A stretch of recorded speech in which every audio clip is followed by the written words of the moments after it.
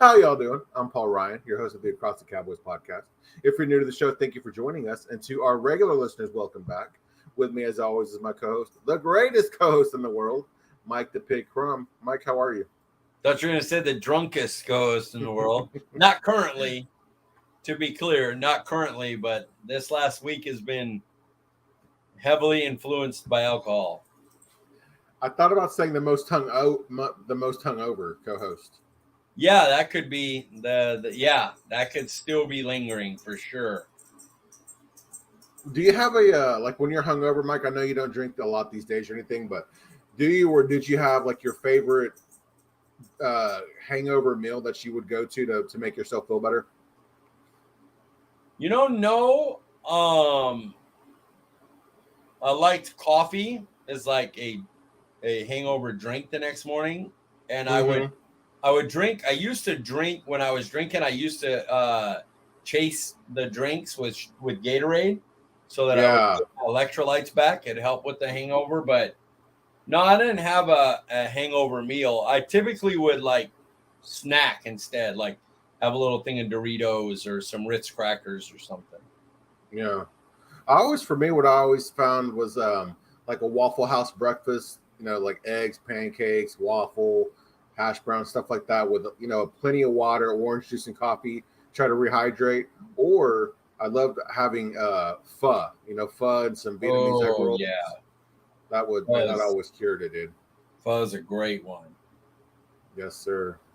Well, Mike, we have a good discussion tonight. Before we get into our conversation tonight, let the people know where they can find you on Twitter. At CD Piglet, guys, nice and easy. Guys, I'm Paul Ryan. You can find me on Twitter at Paul_Ryan15. Well, Mike, here we would usually talk about my favorite segment, Meatless Monday, but you just recently came back from your trip from Disneyland, so we thought we'd talk about that instead. I appreciate the churro pics you shared. Talk to us about how your trip went, man. It was a lot of fun, man. It was cool. It was the our parents paid like for Christmas and my birthday for all of us to go basically, and it was nice getting to reconnect with my brother. Like we had grown a little bit apart, over the time. Not that we weren't close or anything, but like we just he was so busy and we didn't have time to literally even talk, and so go on a trip like that away where it's just us, and then getting to know his girlfriend even further, who's an awesome lady. She's really freaking cool, and I'm happy they found each other. They seem very happy. So that was nice. And then me with Disneyland, the food was great. And then the Festival of Holidays had like a bunch of drinks that I wanted to try, and that really started my alcohol week. Like the hot buttered rum and the Oh, that sounds good. Yule log cocktail, and just there was quite a few. I tried a lot of them, and there was a lot of good ones. So it's you, your brother, and his wife was Quiet Bro also there. He was supposed to go, but we had somebody else in the family who's sick. He's older, and somebody had to stay back to take care of him. And so Mitchell, who had went in October, was like, "Let me stay back. I'm not the Disney fanatic that you guys are." He loves going, but he's not like crazy like me. So he's like, "I'm going in next October. That's good for me. I'll stay back so everybody can do their trip, and I'll take care of who needs to get taken care of." And so he didn't get to go to this one, which is a bummer. But little Denny got to go in his stead, and so that was fun. It's always good to go with Denny. That's cool. So did you have a favorite meal, or talk just a little bit about maybe your favorite meal and your favorite drink? Favorite drink is probably the hot buttered rum because it's warm. Man, they had a lot of good drinks. Yeah, I'll go with the hot buttered rum. Favorite meal would have to be Goofy's Kitchen. We went there. I have my tag from it right here. We went there for my birthday, and it's just a crazy buffet because it's a mix of breakfast and lunch. So it has like like, your basic breakfast one, sausage, bacon, scrambled eggs, French toast, waffles, pancakes, oatmeal, like everything breakfast wise, like create your own omelet station. But then there's chicken tenders and pizza and different pastas and different soups and some Asian like teriyaki chicken and beef and broccoli and every type of dessert you could friggin' imagine, from cinnamon rolls to cakes and donuts. And it was crazy. I went hard on that breakfast or lunch. Whatever, it was a lunch by that time. It was really good. Yeah, I've never found a good buffet that were also the desserts were kind of like on the higher end or quality. It's always been really quality entrees, and then the desserts are kind of like an afterthought. But I would love to find one that had both premium desserts and premium entrees. I will say this: the entrees were very good. The desserts were more. The desserts seemed to be more like the frozen, like the beignets were like the frozen unthawed and serve, the little cheesecakes that are frozen thawed. But they had this birthday cake that they had for me, that was like a white chocolate ganache over the top of a white cake, and it was legit, dude. It was so good. So yeah, their desserts, there was a couple that were like, oh, this is good, but for the most part, they were more unthaw and serve, type desserts in Yeah, the freezer section. So I'm not I going to got give you. them overly credit for that, but their entrees were good. They, especially like the teriyaki chicken and the beef and broccoli, and they served it with like those little white rice you could put or vegetables. I ended up putting them all together. It was yummy. They had a lot of good stuff on that buffet. Sounds delicious, Mike. I want to give a shout out to, we have a guest watching live tonight with us, Mike. JJ from Twitter. He wanted to thank us. He says, I have never said this before. Thank you for doing the show tonight, especially tonight. We know everybody knows what's going on with the Buffalo Bills player on Monday Night Football. Our prayers go out to him, man. Hopefully he's, I don't really know what to say in an instance like this, but let's hopefully he can get back to full health. Yeah, Hamlin, man, that's scary. That's really scary. It looked like he took a shot to the chest, and maybe it Yeah. was hard enough to just stop his heart. And hopefully, the last thing I saw is that he has a pulse, but he wasn't breathing on his own yet. And The same thing so, I saw. man, it's scary. And we talked about whether we should do it or not. And we decided to go ahead with it. I'm glad that you joined us. It's tough, but I've had a lot of stuff happen to me, and I've learned that laughing through it or getting a laugh and being together with friends and trying to distract yourself from the things going on is Yeah. is a positive thing to do. So that's what we're going to try to do. Yeah, JJ, again, thank you for the comment. We appreciate the support. I wanted to also say, JJ, if you're still with us, would you mind? A couple of weeks ago, you DM'd me. You sent me a question you wanted Mike and I to discuss on our last show. I forgot to add it to the show sheet, so we didn't end up discussing it. So if you have time, leave a question you'd like for us to discuss tonight. We kind of have a shorter episode because this most recent game, there wasn't really much to discuss. So if you have something you'd like for us to talk about, JJ, leave it in the comments here, and we'll discuss it live on the show. But, while we're going to go ahead and jump into this football conversation, Mike, I know you didn't get a chance to watch the game. You didn't really miss much, but did the game versus Tennessee make you feel better or worse about the Cowboys after seeing the outcome? I put neither, because I didn't really in my mind, the way it was set up, and knew it wouldn't really have an effect other than if somebody got injured. So I guess I could say worse because of the Biotis injury. Yeah. But overall, I didn't. I want to see. I've always been a Biotis guy. That's everybody knows that. I've defended him. Yeah. I thought I don't think he's as bad as everybody said he was, and that like seventh rounders and undrafted guys were gonna take his spot. And I thought he played pretty damn well this year, but now we can see, okay, is there a huge drop off since he goes? Do we get better? Maybe, you never know. So it'll be a good experiment to see if there's a noticeable difference without him in the game.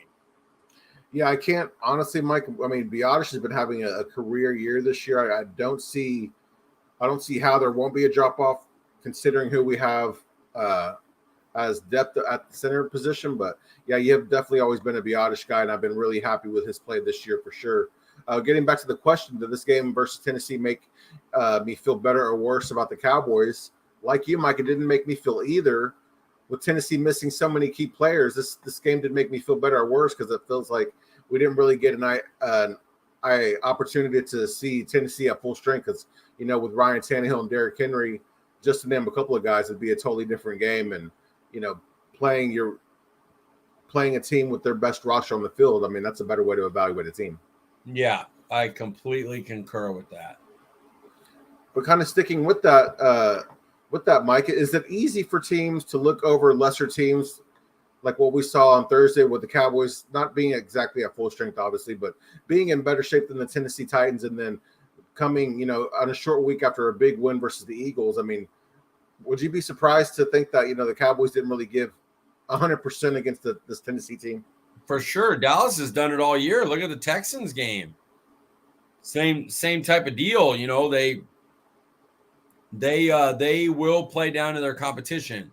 And the crazy thing is, it's also when you play a bunch of guys that you don't have game plans for. Right. It makes it hard. Last week, Gardner Minshew didn't punt versus Dallas. They had 4 turnovers, but they never was stopped. They never got made to punt in that game. And a lot of that's to do with they didn't have any tape on them. 1 week later with a little bit of tape, they look terrible.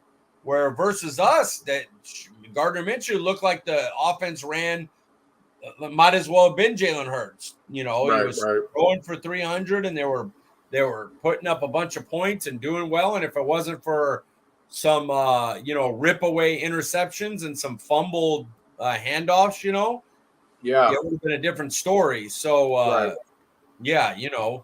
it is easy to overlook a team like that. Yeah, Mike, I have to agree because when I saw how many players were sitting for this game, it was hard for me to get excited about the game. I mean, I was sitting there watching the game, and even when the Cowboys were scoring touchdowns and stuff, I was like, okay, yeah, I'm glad that we're winning, but I wasn't as excited as I normally would be for a regular game. Yeah, even Cowboys ended up covering the 13.5 point spread, and it felt like they didn't play well. Like they were like, oh, they should have blown them out better. It's like, damn, they covered the points, a huge point spread, but I didn't see the game. So, I saw highlights and stuff, but I didn't feel like going back and, watching over that one when it looked so sloppy. So I just didn't. Correct me if I'm wrong. I thought at one point the point spread was 17, or was that a different? It ended at 13.5. It could have been 17, but it ended at 13.5. I was going to say, because I thought at the beginning of the week, for some reason, it was at 17, but then for some reason, after Ryan Tannehill and Derrick Henry are it's confirmed that they're not playing, the point spread shrunk a bit. So that was weird. Yeah, again, I think it has to do with the theory of like, playing people you don't get tape on. Yeah. And getting up for the competition when there's no Derrick Henry and them playing. Yes, sir. Absolutely. You mentioned the Biotis injury, Mike. When you look at the injuries we suffered on both offense and defense, does our O-line or does our cornerback situation concern you more? I think it depends on the matchup. So, this week, I would say O-line because Washington's defensive line is nasty. If we were playing Buccaneers first round of the playoffs, now the cornerbacks terrify me. So, I think both are scary, but I think it depends on the matchup which one is more of a worry for you. This week, definitely the O-line worries me. Yeah, definitely sticking with the O-line as well. With the run game being a big part of our identity and strength of the team, the O-line is my biggest concern because what we've seen now after 2 weeks with Nahshon Wright starting, I mean, I feel like he's gotten a little bit better. We know with Deron Bland how he's been playing all year, and Trayvon Diggs, I feel like we're pretty good there. Nahshon Wright. We'll get into this later, but Nahshon Wright worries me. Just even after just 2 weeks? Yeah, he worries me for a playoff run. I know that. He worries me. He definitely did. He looked terrible in the Eagles game. Yeah, he had I think he gave up 7 receptions on 10 targets in the game against Tennessee. Yeah. So it was not an overall great performance. I'm glad he ended it with an interception, though. Maybe get his confidence boosted. Yeah, for sure. So sticking with the injury discussion, Mike, looking at the O-line, how do you realign the O-line with Biotish injured? I know a lot of people are going to think, because of all I've said all year, that I'm going to say Peters to left tackle, Tyler Smith to left guard, and McGovern to center. But I think now, this far into the year, Tyler's kind of established as the left tackle. So I think you're just going to move McGovern over to center, and then Peters just going to come in and play left guard. I'm totally fine with that. How are you? How are you with that? I'm okay with that. Vita Vea, especially, put a powerful veteran like Peters up against him. Maybe he can play him a little one-on-one, not so much of a game wrecker. I think that would be huge for Dallas if it's going into the playoffs, obviously. If you're talking this week, again, the game against Washington, he played left guard, and it did not look good, but that's Jonathan Allen. Like, he's going to do that to everybody. So that was like the 4th game of the season, right? Yeah, and it was like his first game back, so a little bit different now, but it's still, it's worrisome, but I don't mind it as much versus certain matchups. And the ones that are really bad, like Jonathan Allen, are going to be bad no matter what. Yeah. Yeah, I was, I thought maybe you would suggest moving Tyron back to the left side and Jason Peters back to the right side just to help Tyler a little bit, but I don't mind just sliding McGovern over. Yeah, slide McGovern over, let Peters play left guard, keep Tyler Smith where he was. Tyron Smith goes to right tackle, or is right tackle, and then Zach Martin right guard. If Farniok was healthy, would you consider plugging him at center? No, I'd rather have Peters in than Farniok. Okay. You mentioned one injury we haven't discussed yet was the knee injury to Dak, which I didn't actually find out about until after the game. But how concerned are you there?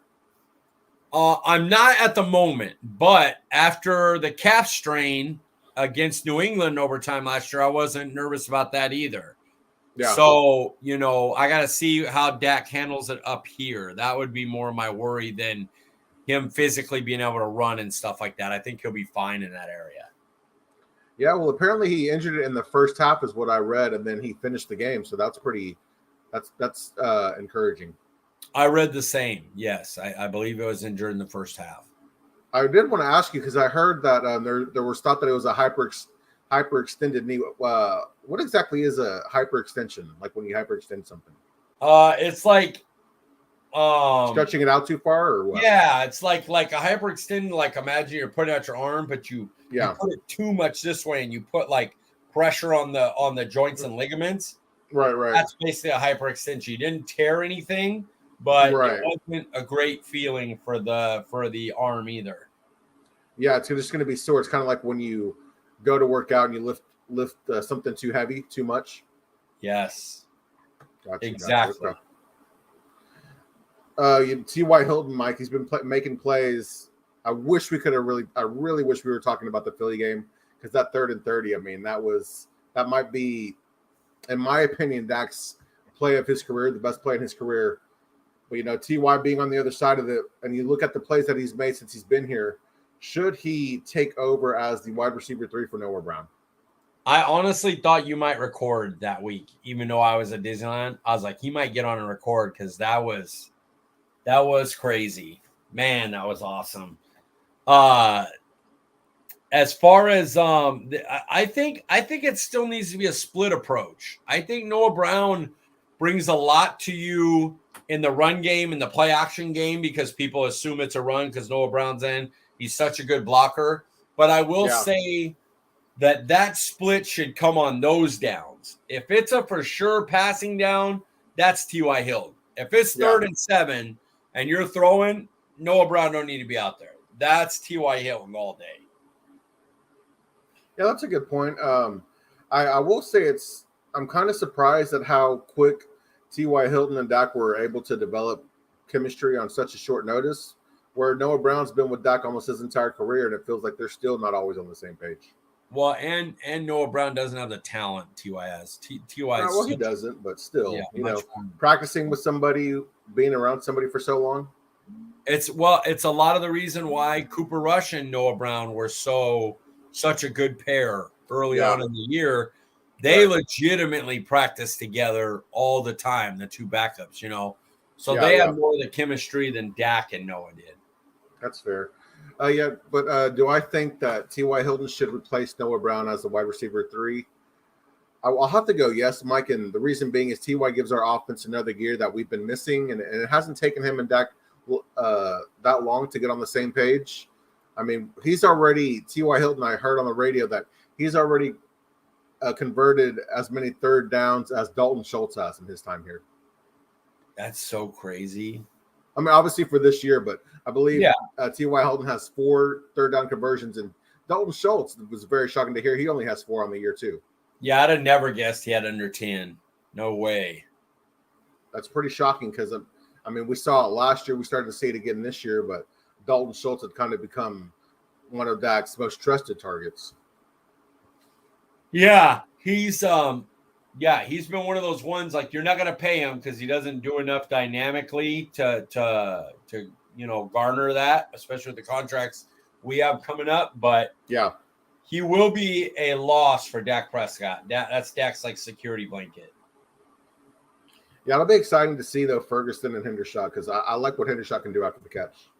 Jarwin and Schultz, man. So Ferg's a more athletic, Dalton Schultz, and Hendershot's your Jarwin type. Yes, sir. Yes, sir.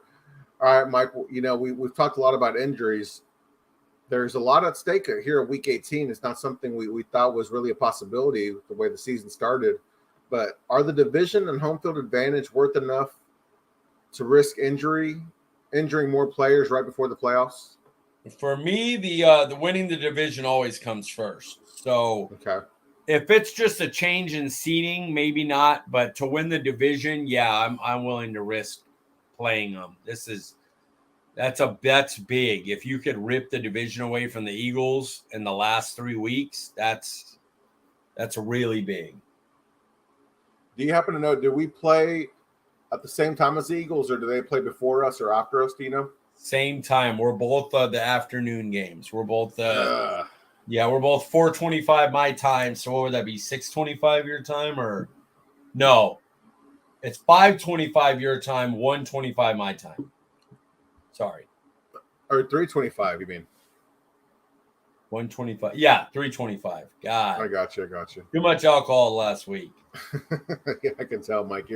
We're both going through it today, sir. It's a recovery day still from a lot, and I started my reset, so it's double brutal. Right. Yeah, man. I don't know. Of course, to win the division, especially in back-to-back years, something we haven't done in at least is it 95, 96? Oh my God, still over close to 30 years. I mean, I don't know, dude. Could you imagine if we lost like a Zach Martin or a Micah, or dare I say CeeDee Lamb, dude? I mean, then we have nothing to play for in the playoffs. That could be any week though. I mean, it's just the division. This is what your number one goal of every year is, to start by winning your division. Then you go from there. I just think when it's the division, you go for it. I don't know. I feel like we could beat the Commanders with Cooper Rush. Oh, they could. Sure. They could. The defense needs to be the defense under Cooper Rush, though. Not this defense the last month. Right. Very true. Very true. Now, for me, Mike, it's really not worth it. But you make a valid point. That's for sure. I hit one every once in a while. One valid point occasionally. Yeah, every so often you might hit one. Looking at looking ahead to the playoffs, Mike, who's your preferred matchup? For me, I would like a 2-7 matchup of Dallas, the 2 seed, and Seahawks, the 7 seed. We would have to win. Eagles lose. Obviously, that puts us in the 2nd seed. Niners win to take the top seed. And then Detroit beats Green Bay to eliminate them and allow Seahawks to sneak in. Dude, the Seahawks, that's a scary matchup, bro. No, the only one that really scares me is Godwin, Evans, Gage, and Julio Jones versus Nahshon Wright and our rookie, who I really like, but is still a rookie, Deron Bland. Yeah. That matchup with Tom Brady throwing and with our pass rush, the last 6 sacks, the last 5 games only, that matchup scares me. Other than that, I can live. Green Bay has Aaron Rodgers, sure, and they can run, but I could put Diggs on Watson, and then what other receivers do they have? So yeah, the one that scares me is Tampa. I'm afraid of Tampa. I don't like Brady getting to throw at Nahshon Wright with all his weapons. Yeah. Well, Mike, with all the injuries and how our team is playing, my preferred playoff matchup.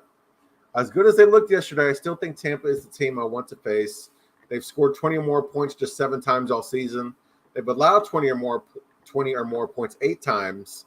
They've been a below 500 team all season and could end their regular season with a losing record. I know Tampa's a dangerous team, but they don't scare me, Mike. Man, we're on the opposite end of this. Not that one is wrong and one's opposite. Like, we could beat them 40-14. I wouldn't be shocked. But I also wouldn't be surprised if they never punted against us.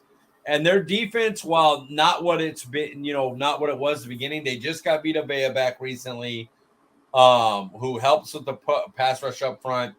Winfield's coming back. They have a corner coming back. So, yeah, they worry me. Their linebackers play zone and run really well. That matchup feels like one and done is really possible if it comes to that. Fair enough, Mike. I mean, we know Tom Brady. Anytime he's in the playoffs, he's going to do something. But I don't know. I feel different about if we were the team. How can I say this? If we still look at the team that was playing at the beginning of the season, I'd feel scared. But I just don't think we're that team anymore. I'm good with if Dallas doesn't turn the ball over, they should be pretty hard to beat in the first round. Yeah, very true. When you talk about the turnovers, Mike, with the injuries and Dak's turnovers recently, is Dallas good enough to win a playoff game? Yeah, they are. They're enough talent. Now, do I believe Green Bay and Tampa could both upset Dallas? Yes, I do. The other teams don't worry as much. Their quarterbacks, I don't think they're good enough to regularly beat Dan Quinn defense. But Tampa Bay and Green Bay, who are our 2 most highest likely matchups, they worry me. But there should be enough talent for this team to win a playoff game. Yeah, agreed. Anytime you have a core of Dak, CD, Trayvon Diggs, and Micah Parsons, man, you have a chance to win every week with that. And a Pollard. You're going to have 3 Hall of Famers on your offensive line, although older, some of them. Yeah, they've got guys. They've got horses. Absolutely. All right, Mike, here we are with your views from the sideline. And this week, it's more of a personal views from the sideline. But I'm curious, what made you happier? The 3rd and 30 completion and beating Philly on your birthday, or going to Disneyland? There is no regular season outcome, play, or scenario that'll ever outdo Disneyland, and there's very few playoff ones that will. So, Wow! I love the 30 and 30, and at 3rd and 30 that was insane, and I like the win beating Philly on my birthday, but. After the Jaguars lost, that took some lackluster, that took some of the luster off of it. And so, in the moment, it wasn't as a big deal. 3rd and 30 definitely got me going, but the win overall was like, okay, we won. Now what? What are you gonna do? Are you gonna, So I gotta go Disneyland, bro. I understand, man. It's But my that spot. was okay. Was the 3rd and 30 and beating Philly on your birthday the best Christmas gift this year? Oh no, Ooh. Disneyland was still your birthday. Was still a Christmas gift, so I guess not, right? Yeah, but taking that away, Disneyland wins everything. Let's take that away. Let me go through in my head. I got these books. Damn, that's close. I'd probably say I got these books from old janitorial workers at Disneyland that talked about like their time there and surprises and things that happen after hours and this stuff that Oh, that sounds cool, dude. I'm really looking forward to reading those. And then after I read them, I'll be able to give you a better answer because if they're as good as I think they're going to be. That's from my older brother too. My older brother and Amon got me those. So that was nice. If you could, would you be a janitor at Disneyland just to be there every day? Yeah. Yep. I'd be Have you like, ever well, have you ever applied to work at Disneyland? no, I live too far away. No way to get there. Nowhere to live. Nothing to do. Too I messed got you. up to. It'd be too hard of a schedule on me. I hear you. I hear it. All right, Mike. Here we are. Next segment is one word, and we're gonna do a one word. Seeing Philly lose back-to-back games has you feeling what? Promising. Mm. I love that they have a shot at the division. I believe the Giants are going to play their players and try to win. I believe not having Lane Johnson and having Hurts one game, a little rusty, and just Thibodeau and Ojolari and Barkley and Daniel Jones running. I believe Giants are going to put up one hell of a fight. That's just my opinion. Yeah, absolutely. I agree. I mean, Giants. I know they don't have any receivers, man, but Saquon, Daniel Jones, and just how they're playing, how they're playing inspired. That's a scary team to face in the playoffs, dude. Yeah, I agree, and that might be if the Giants end up facing Minnesota, that might be an upset, and then they would move on as the lowest seed unless Green Bay beats somebody. Unless Green Bay beat the Niners, they would move on to play Philly, the Giants, and the Giants are playing Philly this week, and maybe they get some momentum by beating them, and they go from there. Yeah. All right, Mike. My one word: seeing Philly lose back-to-back games has me feeling confident. Yes, I like it. You should. You should feel confident. There's nobody in the NFC that you can clearly go, that team should beat Dallas. That team shouldn't, it shouldn't be a game between Dallas and them. Every one of those teams, Dallas has a good chance against. Philly's Twitter has been awful quiet. I mean, my timeline. I don't know what this new algorithm is doing, but the only people on my timeline are people I don't really follow, and it's really strange. But I haven't seen a lot of Philly chatter the last couple of weeks. Then consider yourself lucky. I haven't got a lot of it either, but I do have a lot of they're flipping it into, Jalen Hurts, the reason they lost 2 games. I'm like, dude, the defense lost you that first game. Dallas put 40 points up. Minshew didn't even punt. So yeah, it's be careful just be careful. Yeah, absolutely. So, Mike, I know here we are with top 5, and I know you've kind of started doing making some changes. This time of year, you're always doing the reset, but this week we're going to talk about our top 5 goals for 2023. Start us off with number 5 on your list. This one is not a joke for the podcast, especially considering even today with the reset having me at such low energy, but sleeping better. This 3 hours, 4 max type of sleeping nights. Yeah. I need to throw in some 6-hour sleeping days, dude. Just a couple times a week. I got to sleep better. Go to bed earlier, get off the phone earlier, kind of work to get everything I need to get done in a good amount of time to where I can get to sleep by 10. so that if I'm waking up at 5 in the morning, at least I got 6 to 7 hours sleep. Do you ever take naps? Yeah, they don't happen often though because there's no time for me to do it with the work and everything. I mean, I took one on the pod once. Yeah. Hey, you got to start somewhere, right? Yeah, get the. I knew to get LP on that episode. I could feel how drained I was. Yeah, that was a good discussion that night. Honestly, it was nice to have LP back. Yeah, it was. It was. He's killing right now. I'm happy for him. Yes, sir. Okay, so number 5 on my list, Mike. I want to work on being nicer to people. Like I find myself being irritated with people, avoiding people, just not wanting to really interact because I always feel like I don't know. I just get so annoyed with people, but I want to change that. I want to work on being nicer. I like that one. That should be a lot of person. There's that Eagle that you know what, I'm not even gonna say his name on there, but that Eagles guy that was on Twitter talking about I hope Tad's the next one to die. I hope your family's Dude. Talking about Gardner Minshew's head coach from college. Like, get a life, dude. What a scumbag. Yeah, total scumbag, man. I couldn't believe that. It's terrible. All right, so moving on, number 4 on my list, Mike. I want to learn a new skill. What are you thinking?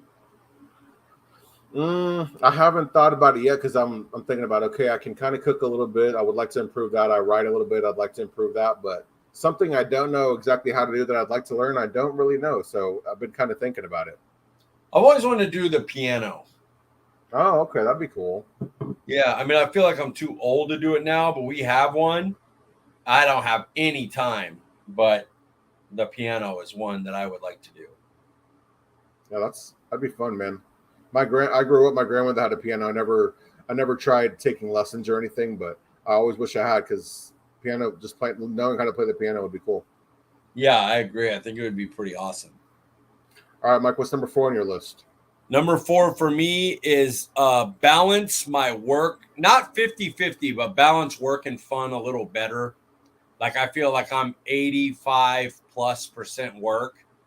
And like I have a PS5 and God of War, and it's sat there for 3 weeks right now. I started it, I played a little bit, didn't really have time, then played like maybe an hour one week, an hour another week, and then the last 3 weeks I haven't played it at all. Like God of War, like one of the best games, acclaimed games of last year, and like I don't even have time to put it on for 30 minutes and play. Like I'd like to do stuff like that a little more fun, a little less always worrying about work. Yeah, absolutely. You got to do that for your well-being, man. Yes, agreed. All right, Mike, what's number 3 on your list? Number 3 is I like this one. Put more energy into those putting energy in towards me. So for example, I went to Disneyland with the Westons, and I was there with Mitchell and Denny and stuff. And they were kind of there for a little bit and then gone at the hotel. And I was trying to they're with me and the Westons have themselves. So I was trying to make sure they had a good time, get on the rides. Hey, when are you guys coming back to the park? When do you guys want to eat? What do you do?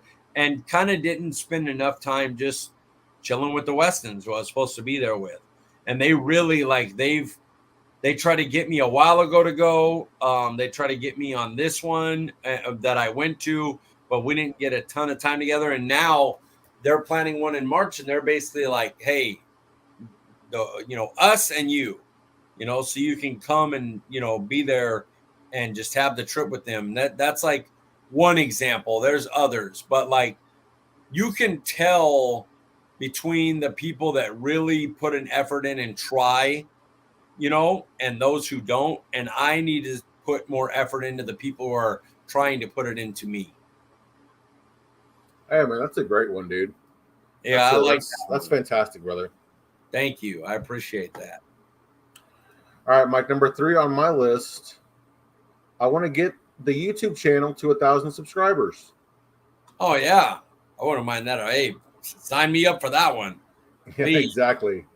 And I honestly, man, I really don't think if I put in the focus and the dedication and stay determined to do it, by the time the next season starts, I think we could be well over 1,000 subscribers. Honestly, I know you told me. I can't remember exactly when, but you had told me at one point you were like, by the end of the season, you're gonna have like 5,000 followers, and you're just gonna be blowing up. And I was like, yeah, I don't know about that. I think I had just gone over 2,000 or was right around 2,000, and now I'm at like 4,600 followers in that range, and it's like yeah, really right near the 5,000, and I would have never guessed that. So yeah, I think 1,000 is very doable. yes, sir. All right, Mike, what's number 3? Or excuse me, let me move to number 2 on my list. I would like to be more active, and that's not like saying I want to work out more or anything, but of course I'd like to do that. But what I mean is I'd like for me and my wife and son to do more things as a family, because my wife and I get married, we have to go through COVID, and then we have our son, and then we go through like the second strand. And since then, my wife has kind of been timid about going out, being protective of our son, obviously. And of course, I appreciate that, but I would like for the three of us to start doing more active things, not just being in the house all the time, watching TV, like spending that kind of time together. I want us to be doing more family things outside, I guess, and Yeah. seeing our family and friends more. You know what I mean? Having kind of more of a social life too. The way I just went with my older brother and Amon to Disneyland on a trip, like throw in one of those every once in a while, go have dinner with some once in a while. Yeah, I totally get that. Yes, sir. Yes, sir. All right, Mike, what's number 2 on your list? Number 2 on my list, stick to my goals. And this is something that before work I was elite at. I mean, Yeah. I was really great. My points, my cooking, my working out, and my body's pretty worn down from working now, and so it's harder on me, So like Meatless Mondays, remember it used to be. I mean, we made it a segment because every week I was doing something crazy for Meatless Monday. Then I Yeah. go to work and it's like, they ordered pizza. I just had pizza. Like, no, Mhm. dude, Meatless Monday has to be a thing that you stick to. Your one soda a day needs to be a thing you stick to. 4 bottles of water a day, stick to it. Working out 5 days a week, stick to it. Like, do what you set out to do. You have a goal, you have something in mind. Now stick with it and do what you're supposed to do. It's so easy to make excuses for ourselves, man.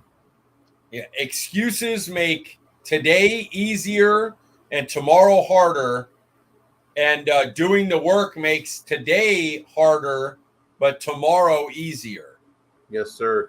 Because I told myself the first, the entire month of July or the entire month of January, I'm only going to drink water. Well, yesterday and today, I had cereal, and I always drink the milk afterwards. And it dawned on me, I was super tired, and I was like, man, I really want some coffee. And then I'm like, wait a minute. I already kind of ruined the drink thing today because I drank my cereal milk. I can go ahead and have some coffee and just, I've already ruined the day. But I was like, every time I do that, I never accomplish the goal that I set out to do because I just keep making excuses for myself. Absolutely. So I was like, you know what? It was an accident. I did it unintentionally. So I should still, add 2 days to the month, but I'm not going to just continue to make the day worse because of something I didn't do intentionally. Absolutely. 100% agree. That is the perfect type of mindset. All right, Mike, here we are with number 1. What's number 1 on your list? Number 1 is I got to lose that 25 pounds. That I was at 225 before I started working, before things went a little bit crazy in my life. And, your habits change with your mood and with being tired from work and everything. And for about now a little over 12 months, maybe, I've had this like weight on me and I just don't like how I look. I took my shirt off and it's like I could visibly see it packed on there. Like I see it in my face. I do this and it really, really bothers me. And so that 25 pounds has got to go and it's got to stay off. Yes, sir. I hear you, man. All right, number one on my list, Mike. I'm sure this is a lot of, people have this as a goal. Maybe not this exact goal, but I want to double my income from last year. Oh yeah, everybody should want that goal. That's one of those goals that a teacher says and you go, oh yeah, teacher, whatever, but really in your head it's like, no, that's a goal you should be setting for yourself. Yeah, we live in a world, man, where making money is about as easy as it's ever been, so there's no excuses. Yep, go out there and make it. I absolutely agree. Well, Mike, I enjoyed our discussion tonight, man. It was hard just to get onto the show because I wasn't feeling very inspired today, but I'm glad we did, man. Yeah, me too. And for anybody that was watching the Monday Night Football game, hope we were able to distract you for a little bit. And, say a prayer if you're religious for Mr. Hamlin. And, if you're not religious, you can still send positive vibes into the air. Absolutely. Well, Mike, while we're getting you out of here, remind the people they can find you on Twitter, sir. Letter C, letter D, Piglet. Nice and easy. Guys, I'm Paul Ryan. You can find me on Twitter at Paul_Ryan15. We appreciate you joining us, and we'll see you guys next week.